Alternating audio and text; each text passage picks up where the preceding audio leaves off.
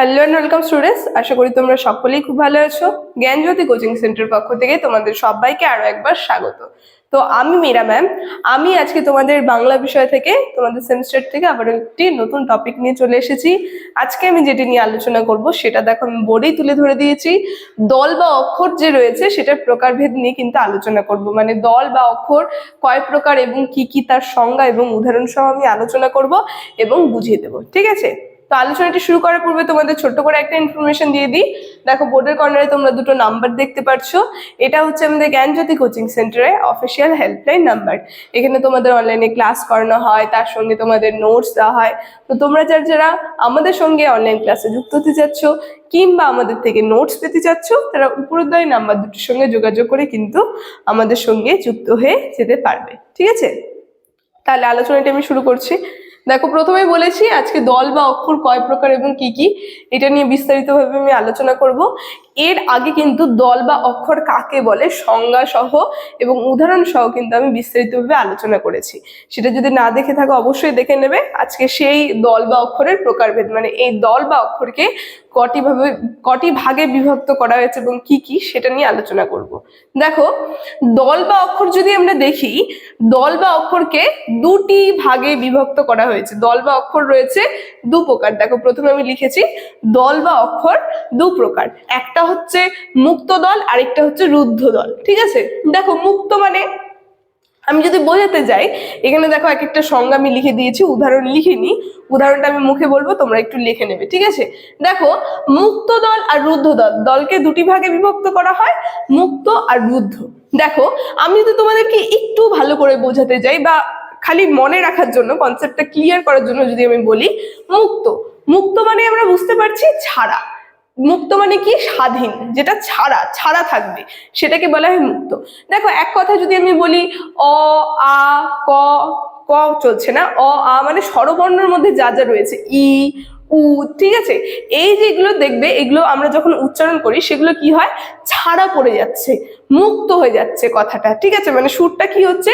মুক্ত হচ্ছে, সেটাই চলে যাবে কিন্তু মুক্ত দলের মধ্যে। দেখো তো আমরা সংজ্ঞা একটু দেখে নিই, মুক্ত দল কাকে বলে। দেখো যে দলের শেষে স্বর থাকে, এই কারণে দলের শেষাংশের উচ্চারণকে দীর্ঘায়িত করা যায়, তাকে বলা হয় মুক্ত দল, ঠিক আছে?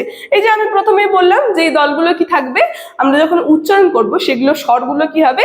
ছাড়া থাকবে, ঠিক আছে? মানে স্বর করা যাবে, যেরকম অ একটা স্বর পড়ছে সেটা কি হচ্ছে? ছাড়া পড়ছে, ঠিক আছে? সেগুলোকেই আমরা কি বলবো? মুক্ত, ঠিক আছে? এই মুক্ত দলে যদি আমি উদাহরণ দিই কিছু, দেখো উদাহরণগুলো তোমরা লিখবে। মুক্ত দলের উদাহরণে রয়েছে সহজ একটি শব্দ দল বিশ্লেষণ করলে দল দুটি পাই বা সহজ। এর মধ্যে প্রথম দলটিকে স দিয়ে উচ্চারণ করা হয়েছে স। স দলটির ক্ষেত্রে অ আছে এবং এই দলকে স অ বলা হয়েছে সহজ, ঠিক আছে? এইভাবে উচ্চারণ করা যায়, তাই এটি একটি মুক্ত দল।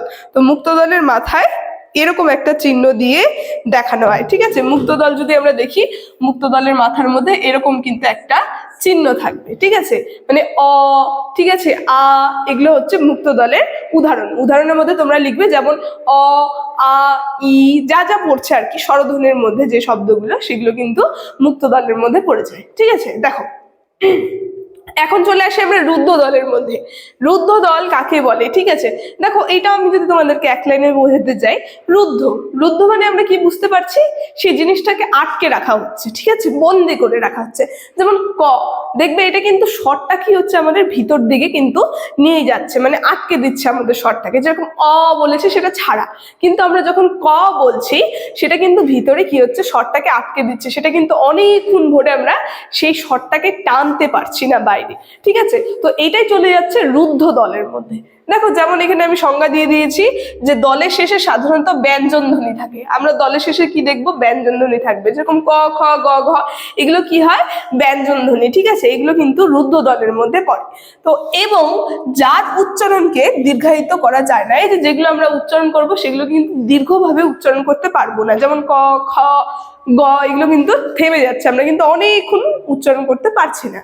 তো তাই যায় না, যাকে দীর্ঘায়িত করা যায় না তাকে বলা হয় রুদ্ধদল, ঠিক আছে? তো এই ছিল রুদ্ধদলের সংজ্ঞা এবং উদাহরণটা আমি বলে দিচ্ছি। উদাহরণে তোমরা লিখবে সহজ দ্বিতীয় হোজ, ঠিক আছে।